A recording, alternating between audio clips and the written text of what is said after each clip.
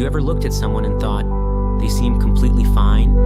They smile, they laugh, they show up every day, they do what they're supposed to do, they answer messages, go to work, sit with friends, and continue moving through life as if nothing is wrong. But here's something strange about human beings.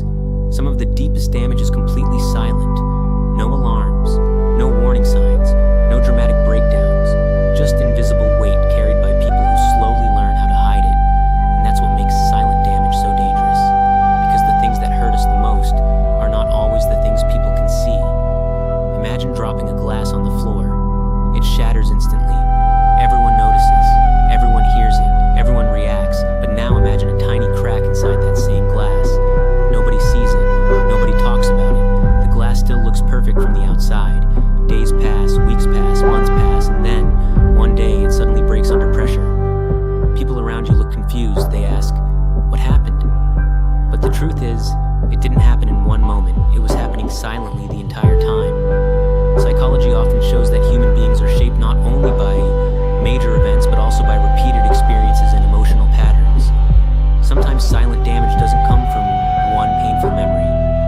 Sometimes it comes from small things repeated over and over, feeling ignored, feeling compared, feeling like your emotions are too much, feeling like you always have to be strong, feeling like you need to earn love instead of simply receiving it. Individually, these moments can seem small, but the human mind remembers patterns, and eventually, patterns become beliefs. A child hears, "Stop crying." A teenager hears, "You're too sensitive." An adult hears, "You'll be okay." None of these words may sound cruel on the surface, but over time the mind can quietly begin translating them into something else. My feelings don't matter. I should keep things to myself. Nobody really wants to hear what's happening inside me. And after hearing these messages long enough, people stop sharing. Not because they have nothing to say, but because they no longer believe anyone wants to listen.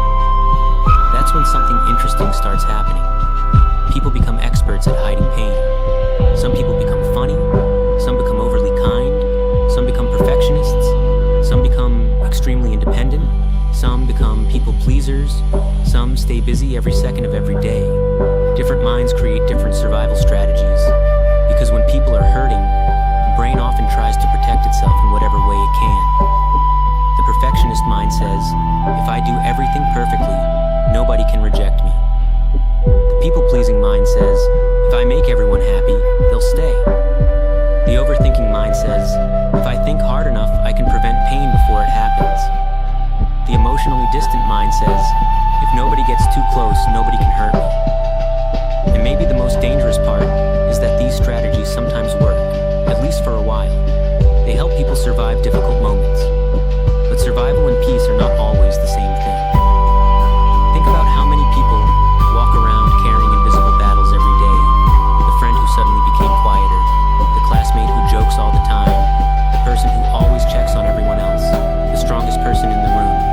Sometimes the people who look strongest have simply become the most practiced at hiding what they're feeling. And silent damage doesn't always look sad. That's what surprises people. Sometimes it looks successful. Sometimes it looks productive. Sometimes it looks like someone who never asks for help. Sometimes it looks like the person everyone depends on. Because some people become so focused on taking care of others that they slowly forget how to take care of themselves. Then one day they start feeling tired all the time. Not physically tired. A different kind of tired. The kind where rest doesn't seem to fix anything. The kind where everything feels heavy for reasons they can't explain. The kind where they start asking themselves strange questions. Why do I feel empty? Why do I feel disconnected? Why am I surrounded by people but still feel alone? And here's something important. Feeling damaged does not mean someone is broken. Human beings adapt. That's what people do. The brain learns patterns to survive difficult situations, but sometimes it continues using old protection systems long after the danger is gone. Imagine carrying an umbrella every day because it rained years ago.